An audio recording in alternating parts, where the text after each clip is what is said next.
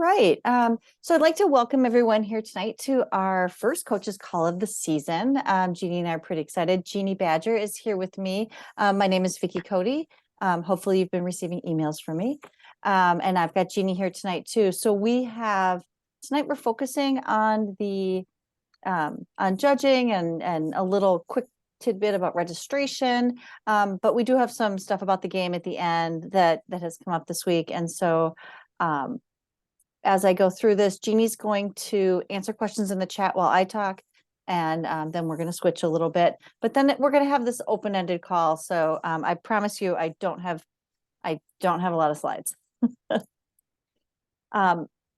So what I wanted to remind you guys is next Wednesday, so a week from today, we are opening registration. So I wanted to talk about the event options that we have because you may or may not know about our non-advancing events. So we'll have our traditional regional tournaments that you can register for. And so all those tournaments are listed under our tournament schedule.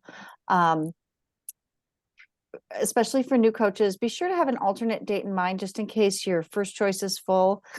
Some of the December events tend to fill kind of fast. So to have one or two events that are, in your back pocket that your team can go to would be great for you to know about. So the other thing that you will be able to register for is our non-advancing event. So say you are a team that just got started, or maybe you're not even registered yet, and you're not going to be registered, or you're not going to be ready in November or December, or you just want a longer season, or you just need more time. We're going to have these non-advancing events. We're doing one in January and one in March. So you can register for this event. Now, you can only register for one event next week when I open registration. So if you want to be in an event that has the opportunity to advance to the state tournament, be sure you register for a regional tournament. So then a new thing that we're doing this year for our non-advancing events is, as space allows, after you've played in your regional event, if you don't happen to advance to the state championship, you can register at that time after your event for another play.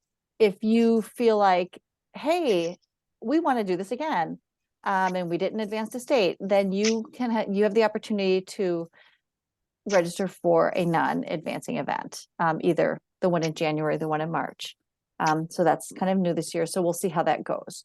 But we thought, especially for rookie teams who maybe don't understand all the ins and outs of First Lego League, this is kind of a nice thing because after they go to their first event, they sort of go, oh, I get it now. So hopefully this will be something that people will participate in. So like I said, next Wednesday, 3:00 on our website, I will be sending out an email with the direct link, probably beginning of next week. But if you click on First Lego League on our website, then you hit registration and you just kind of Minnesota registration, you can see there's rules at the top, and then we rearranged that registration page. So all the registration events will fall below, and you'll see on the left-hand side will be all the regionals that advance to the state championship, and on the right-hand side will be the two non-advancing events.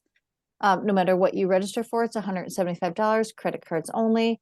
If you make a mistake, call us. Jeannie and I will be here on Wednesday night answering the phones. And if people make mistakes all the time.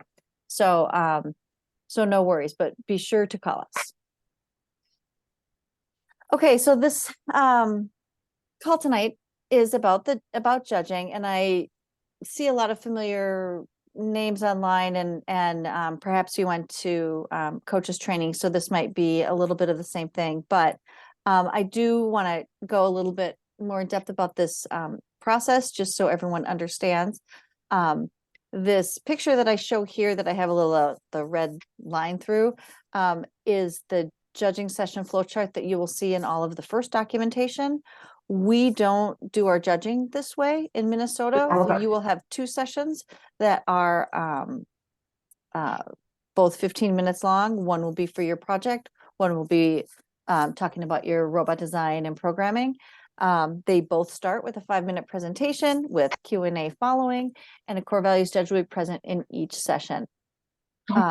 One thing that we found out is a little bit unique to Minnesota is we let parents and spectators into the judging room. And we've always done that. So invite your parents, have them come and see what their kiddos have been working on for the last couple of weeks with you. And I think they'll really enjoy it. Also, if you're interested, the rubrics are on our website on our FLL page under that 2023 masterpiece section. Okay, so we've had a lot of questions about the project. It's a little bit, it's a lot of it open-ended, but I wanted to point some things out. So what I've circled here in the hot pink is the actual question. The stuff under innovation project that actually shows at the top of that page is just some fluff, some things to get you thinking about. But the actual question is how you can use technology in the arts to help engage others or increase participation in what you love to do. So as you get started with this, people are getting hung up on the word hobby. Don't get hung up on the word hobby. The word hobby isn't in the actual question. They're just using that word as something that the kids can maybe relate to, or, you know, something that they can look at, but it doesn't have to be a hobby. It's just something that they love to do. When you're researching, think about the quality of your research. Look for a good level of reflection, so that as the kids discover new things about whatever it is that they've chosen, they can get that into their solution. If you look through your engineering notebook and your team meeting guide, if you get stuck, use those sparks. The sparks are pretty good. And I think that's a good place to start with the kids.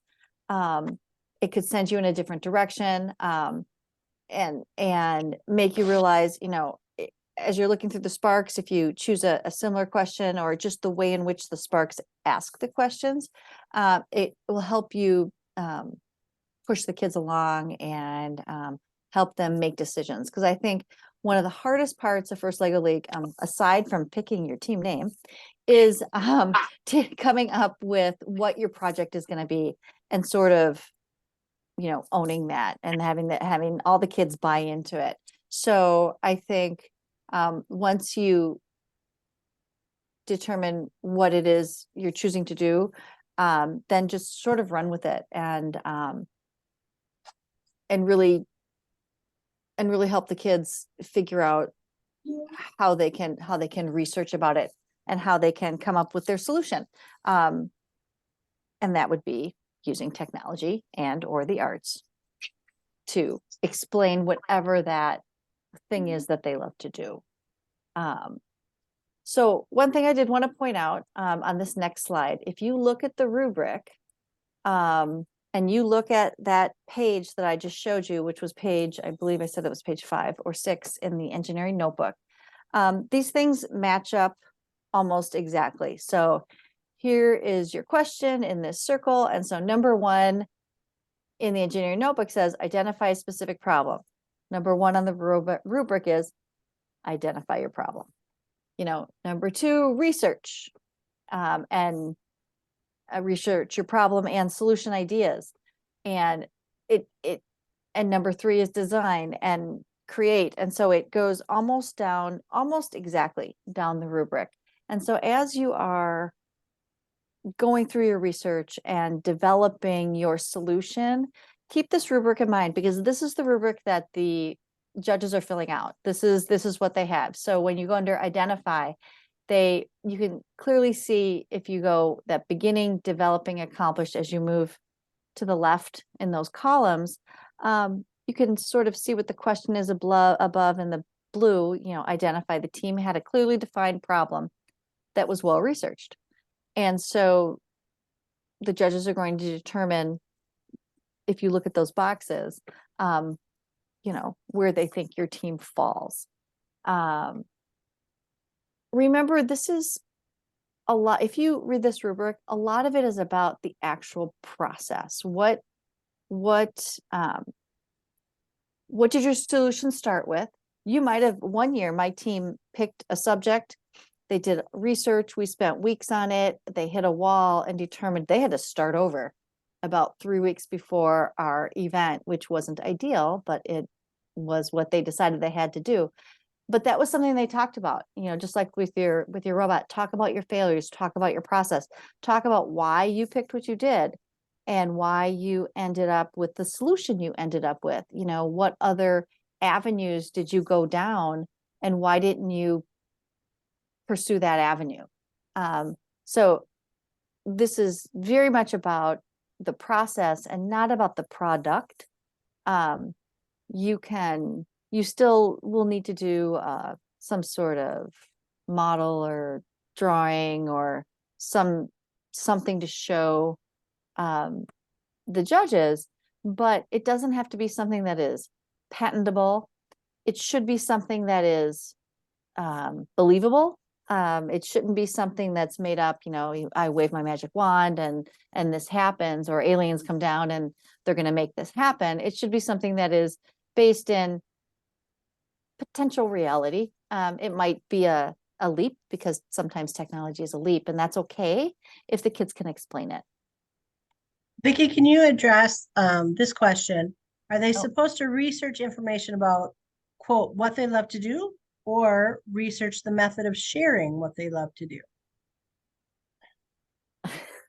Well, they're supposed to hone in on what it is they love to do, but not the method of sharing.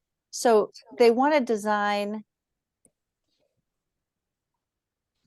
And I would I say don't, the answer is yes, both. They should yes, research. both. Well, yes, both. But I mean, what they're doing is how can they use technology to share what they do and increase participation in what they do? So if you pick soccer, how is someone going to use technology and the arts to increase the participation in soccer, make it more appealing to play soccer or be on a soccer team?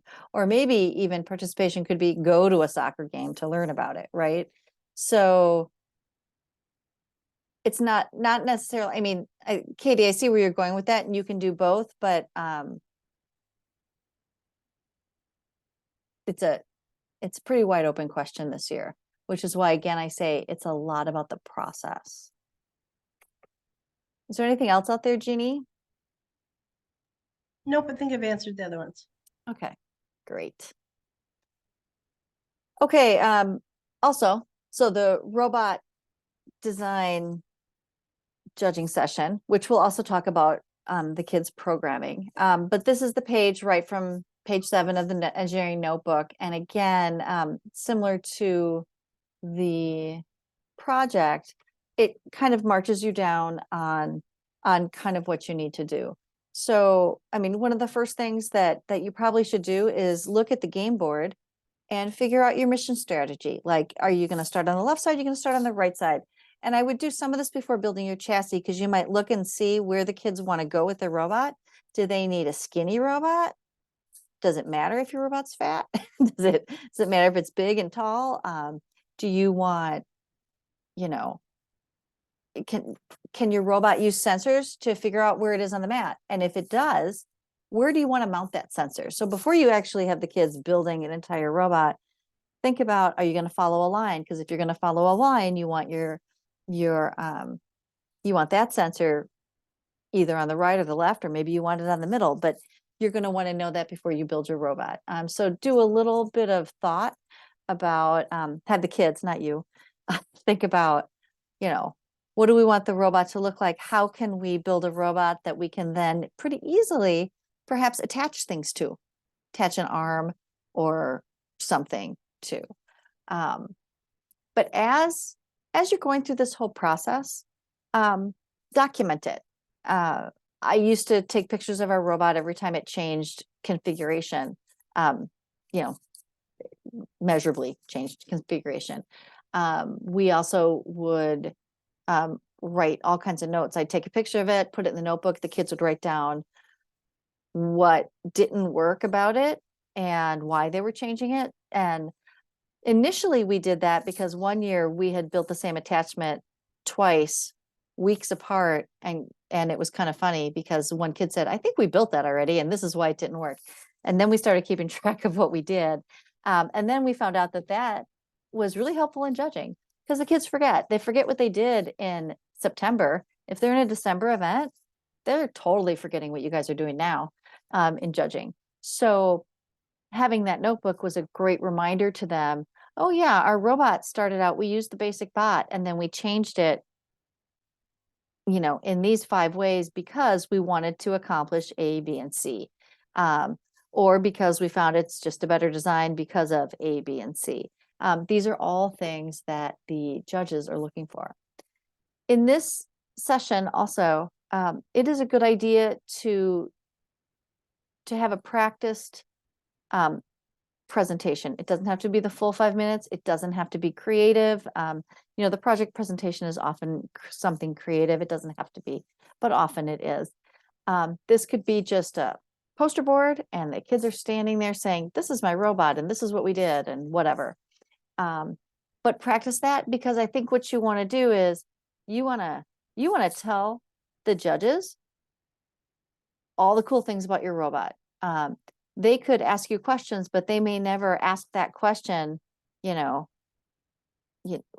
what is interesting about your robot. So I would have that part of your presentation. We did this and we did this because of this. And we did this and talk about your programming. Same thing, your process with your programming, so that when the judges ask you questions, those kids are going to kind of know what those questions are because you just did a presentation and they're going to ask you questions about your presentation and they want to know about your robot journey, your programming journey, all of it, explaining the process. And so very similar to the other rubrics and this sheet here, it lines up almost exactly. This one, the last thing it says, compete in robot matches, and obviously that doesn't happen in your robot design judging session, but look at these things. So when you are deciding what to tell the coaches, number 2 on design, the team says produced an innovative designs and a clear work plan. And their presentation could say, here's our robot with innovative design. I mean, you can use that verbiage with this is our innovative design. Tell the judges exactly what you want them to hear. And I would practice that. All right, the other thing that's going to happen in your core values session, or in your judging session, is you're going to have core values judges in each of them. So you're going to have a person asking questions that maybe aren't completely, they're not going to ask a robot design question, a robot design judging. They might ask you how your team works together. They might ask you, how did you use core values when you were learning about how to program your robot? Someone recently said what they did with their team is at the end of each session, they would say, how did you use the core values today? Did you use a core value today in the session today? It could be when kids arrive, did you use any of the core values today at school? Outside in your, non-FLL life, did you do any of this stuff? And the core values aren't something that the kids need to, they don't need to memorize them, but they just need to know about them, so, and one of the things is fun, right? Did you have fun today? And we should celebrate our accomplishment. Oh, the robot went from point A to point B and it hit the tower and the thing spun and it did exactly what we wanted to. Have a little mini dance party. It's like, how did you celebrate your accomplishments? Well, we got out the popcorn and and threw popcorn at each other or something. This is how we celebrated. The core values judges are going to ask questions to fill out this particular rubric. And so they're going to try to ask questions so that they can actually answer each one of these lines. Did the team have fun? Did they have an impact? Did they apply what they learned, outside of FLL? Did they discover something? So one thing people often forget is core values is a quarter of your score. So, core values is a quarter, your innovation project is a quarter, your judging for your robot design and programming is a quarter, and then your highest score on the robot performance table is a quarter. So people often forget about the core values part. So that's just something that, I want you to think about while you're meeting with your kids. And again, it's supposed to be fun. They don't have to be perfect little angels every moment, because they won't be, but are they having fun, and are they learning something? And so that's part of it. And part of what they learn is sometimes this is the first time kids have worked collaboratively on a project, because you're talking about, a lot of times fourth and fifth graders haven't really worked together on a project before. And this is essentially what that is. It's kind of like project-based learning. And they have to learn how to work as a team. All right. So that's about what I have with judging right now. I just wanted a Vicki, really I have quick. one question. Oh, you do? Okay. Can you talk about the approximate size of a room at regionals? What teams can expect to have available to them regarding tables, power? Yep. And I think you already addressed spectators are welcome. Yep. Okay. So your room is going to be a typical classroom in whatever school we're in. Some schools have big rooms, some have smaller rooms. But the space that we use, we never use the whole room. The space is probably going to be a small space, that's in front of their whiteboard or the front of the class, right? And teams will have access. We will have a table for the teams. We can't guarantee that you can plug anything in any place close, because some of our schools are older schools and they don't have outlets everywhere.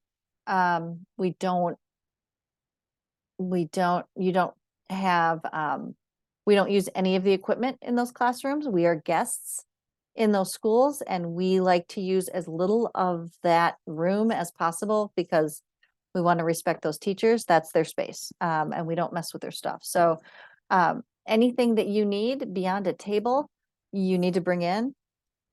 If you are using a computer, I would just make sure that it's powered up, because I can't guarantee you that an outlet will be close to the front of that room. So, but yes, spectators are allowed. I would guess the most amount of spectators I've ever seen in a room has probably been 12. So, usually we account for, anywhere about 10 spectators. But if you have more, they can stand in the back.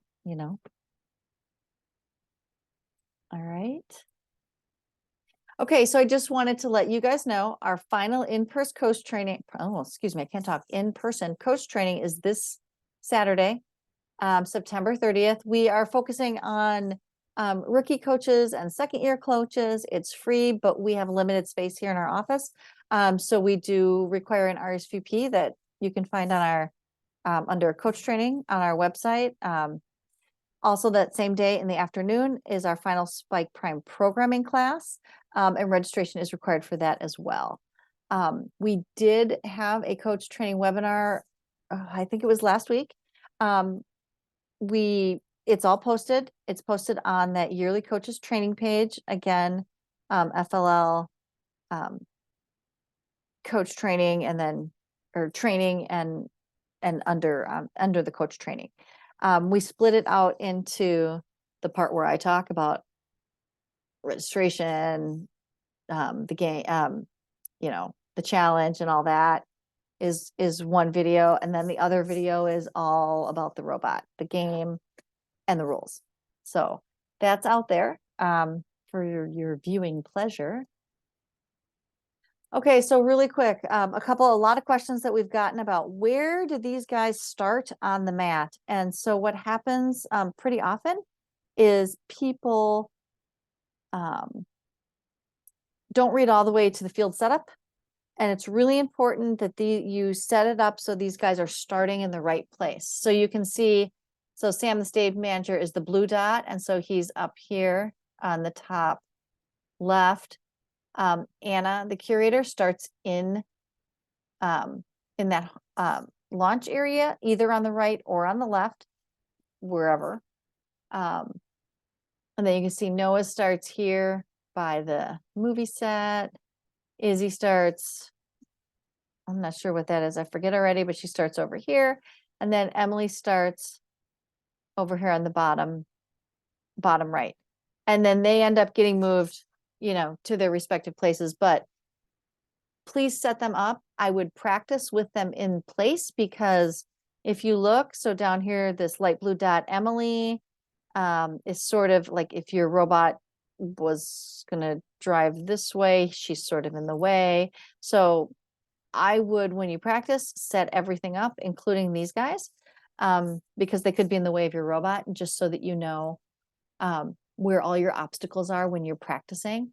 So on the bottom of this page, just for reference, if you want to look at this, it's on page 28 of the robot game rulebook under the field setup section. All right, so another strange thing that happened this week. So this model, this is called augmented reality. I call it the blue flower, where you flip this little orange level and the blue flower thing opens up.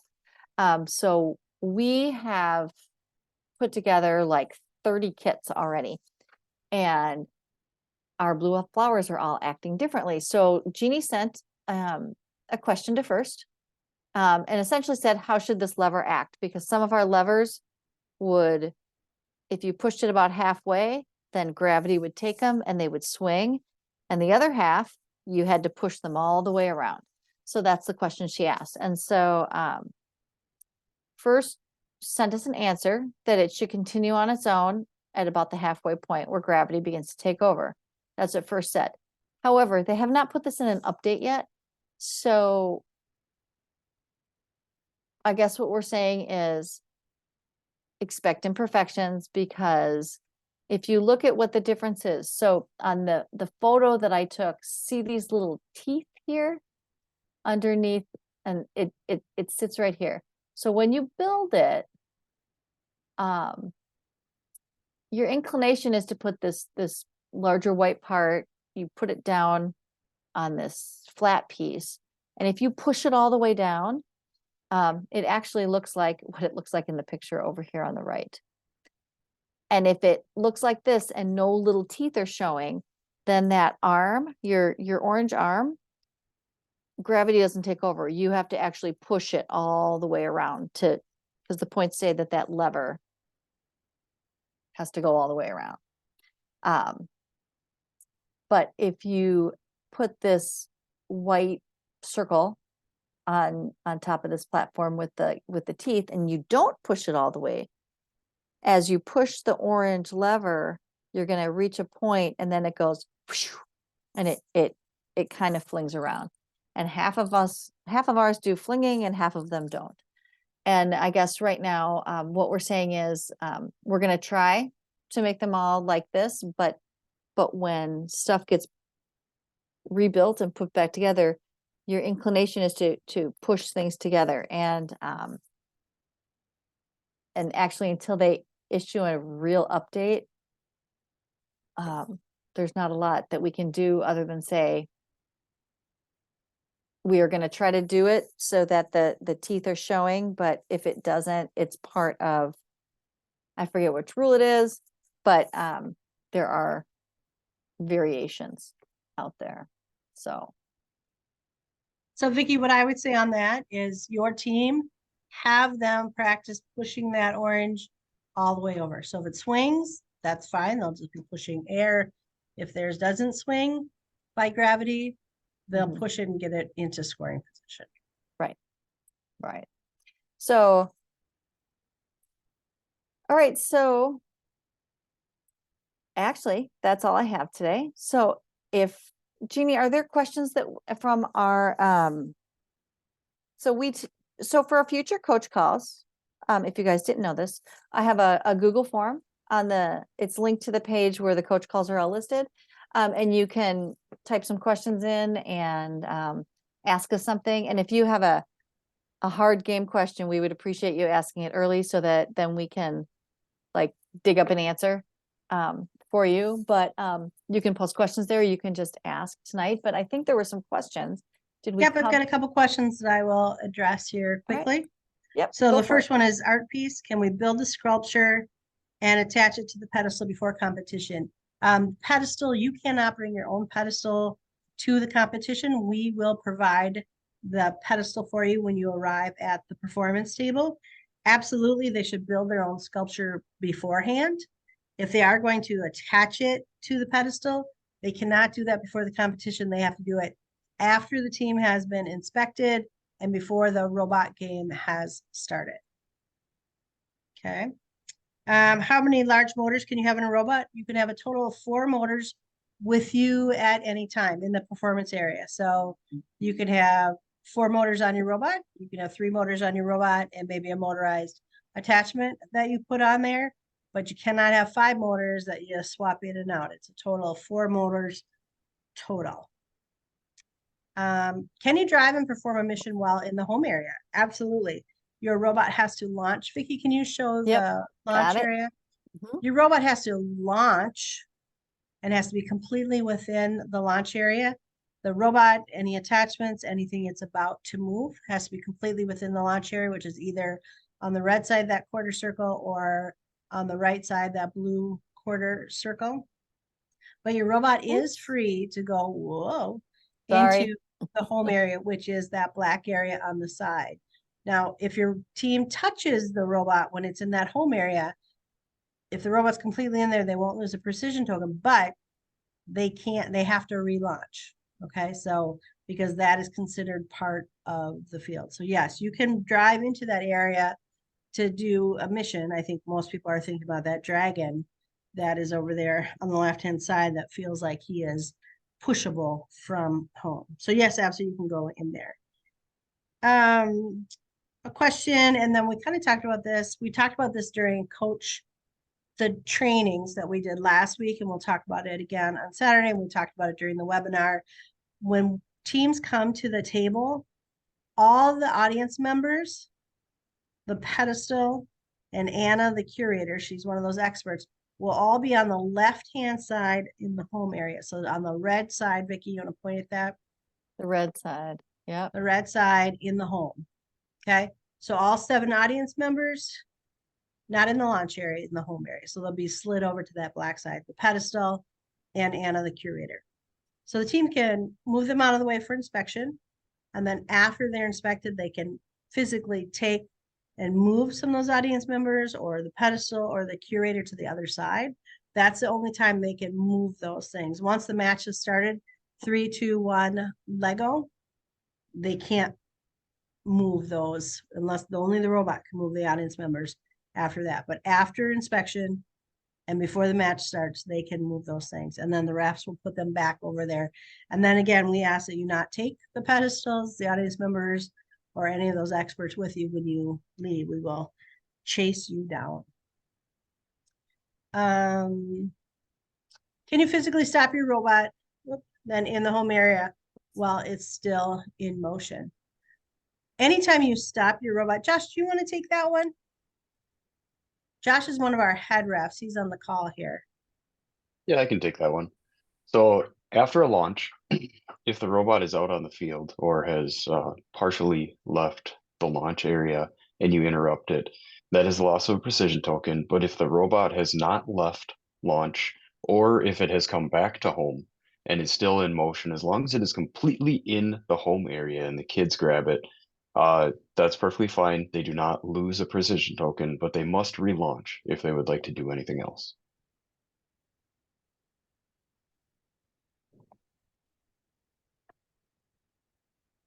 Sorry, having weird mute problems.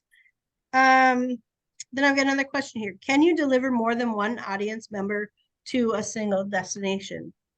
Keep in mind the important part, and let me find it, what page it's on. It's in a big red box that says important, and it's at the beginning of the rules. And the important thing to remember is all robot game wording means precisely and only what it says. If a detail is not mentioned, it does not matter. So it doesn't say that you cannot deliver more than one audience member. You will get 5 points for each audience member that is completely within one of those 7 areas. And then you get 5 points for each area that has at least one audience member completely in. So It doesn't say that you can't put all, multiple, or all in one area. So as adults, we are very good at reading extra rules in. So whenever I'm working with my kids, I'm saying, what does the mission say? And I read it exactly.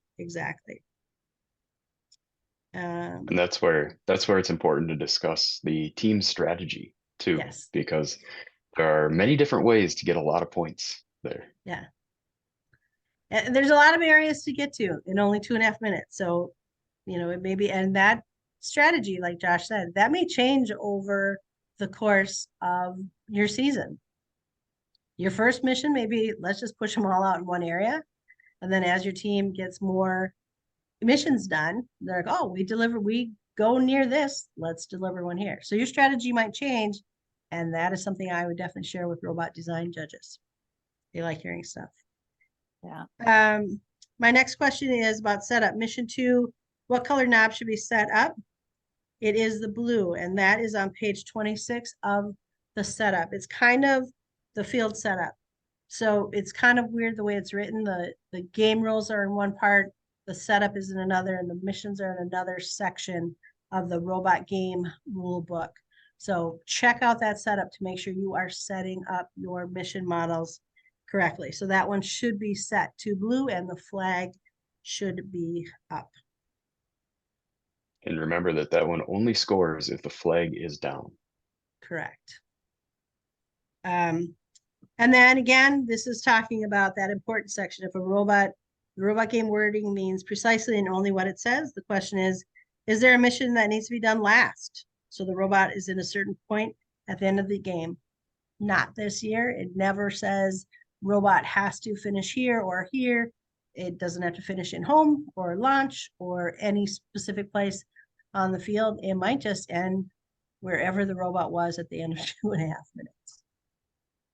So again, the rules are only what it says there, and then updates supersede any rules that are written. We are hoping for an update on that blue flower, but if we don't get one, we kind of figure out what we're going to do here in Minnesota. Josh, is there anything you want to add? Yeah, keep in mind that some of the missions, in order to score, no equipment can be touching them. So anything that the kids bring to the table, that cannot be touching some of these missions in order to score. So if the robot runs into one of them and then stops at the end of the match, we want to make sure to keep track of that so that the kids don't lose points.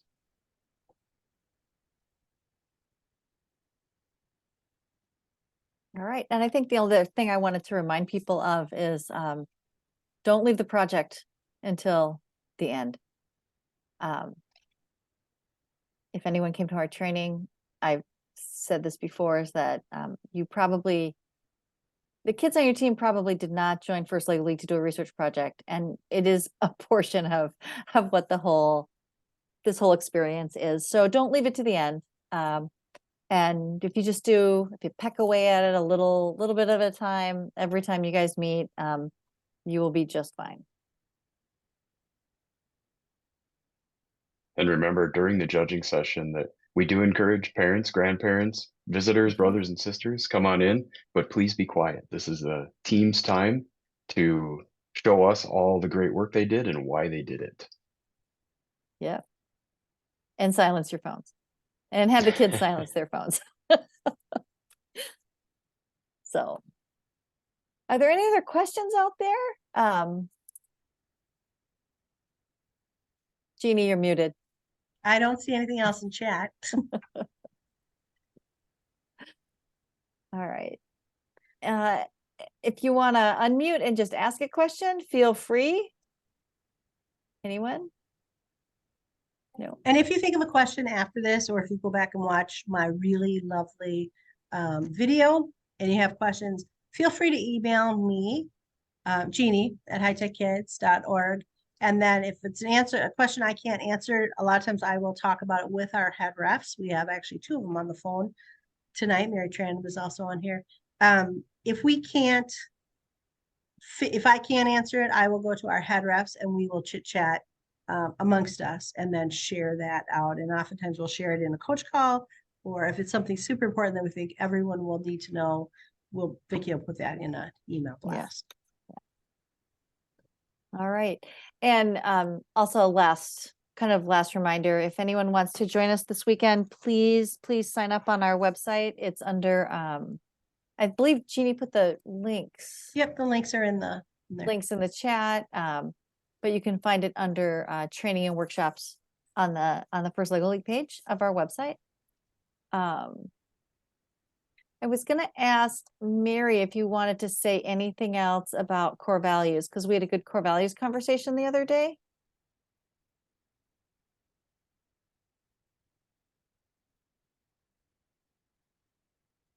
I think while Oh, she Mary can't. unmutes herself. Keep in mind that judges, refs are always watching for core values throughout the tournaments. So we want the kids to be exemplary in their core values, and we want them to definitely explain how they use their core values in their everyday life, not just in Yep. Lego League. Right. Oh, still can't hear you, Mary.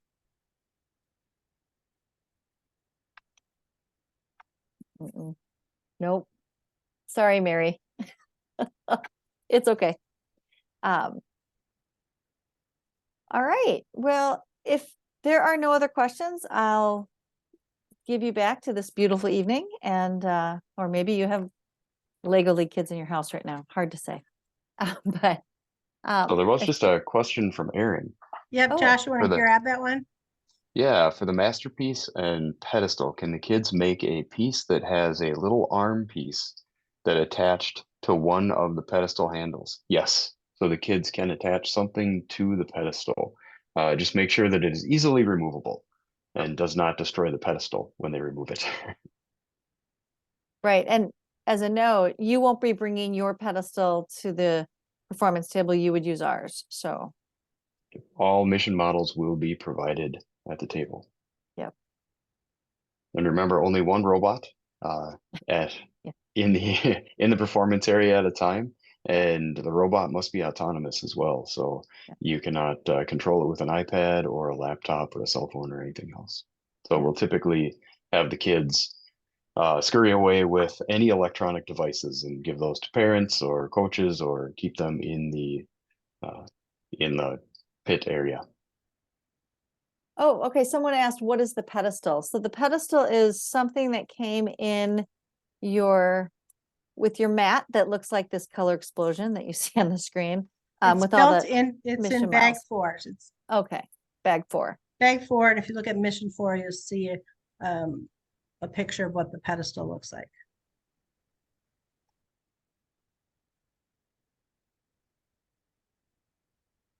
Great. All right.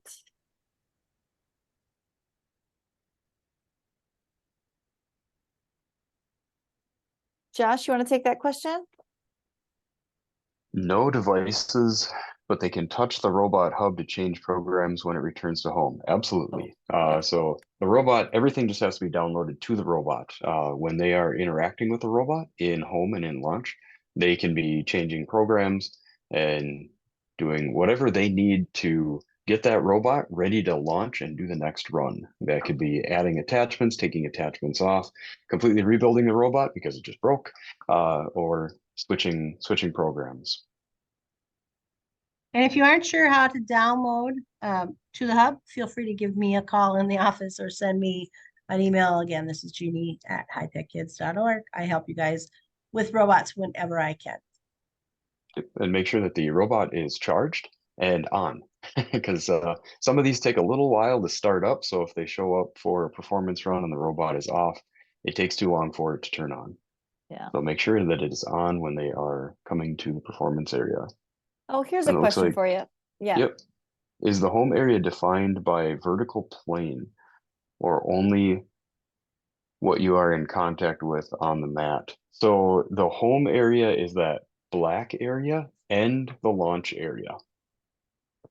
And the home area does include the inside of the walls as well.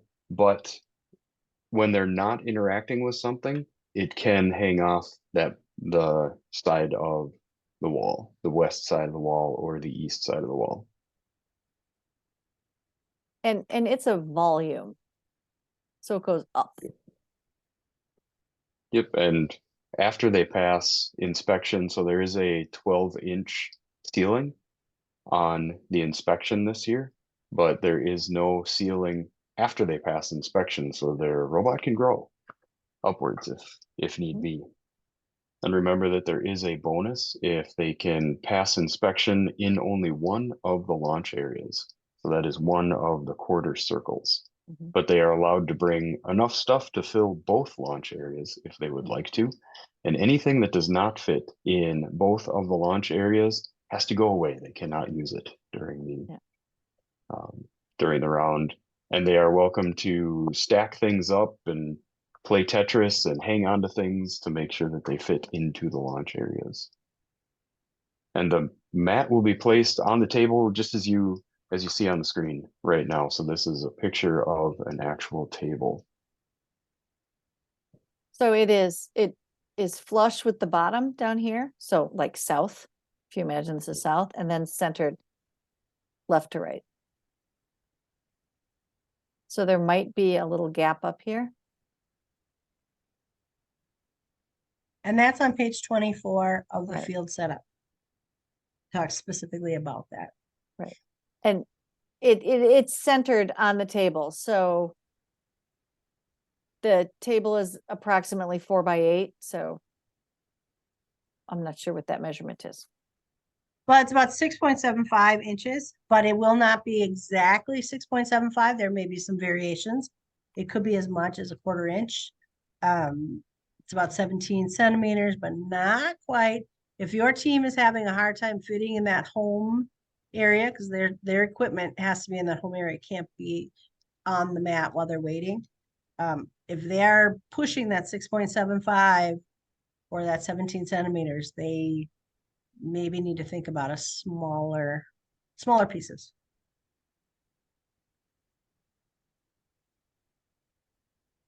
All right. And I think that's it. I think so. Anybody And else? during the match, if the kids or when the kids come up to the performance tables, if they see something that doesn't look right, have them ask the ref to check it out. If it needs adjustment, the ref will definitely adjust it. We do not want the kids adjusting things, but the kids are more than welcome to bring things to our attention or ask us questions at any time during the tournament. Look for somebody in a striped shirt, which will be a ref, somebody in a red shirt, which will be a judge, or somebody in a purple shirt, which will be high-tech kids people. And we love to get questions and work with the kids or coaches, parents. Just feel free to come and ask us, find us. Yeah. All right. I think we're good. Anyone want to unmute? Anyone want to, any questions? I think we're good. All right. So we will, I recorded this.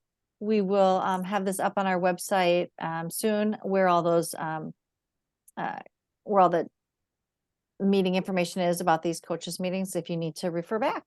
So everybody have a great evening, and I hope you're having fun with your kids figuring out this year's challenge. So good night.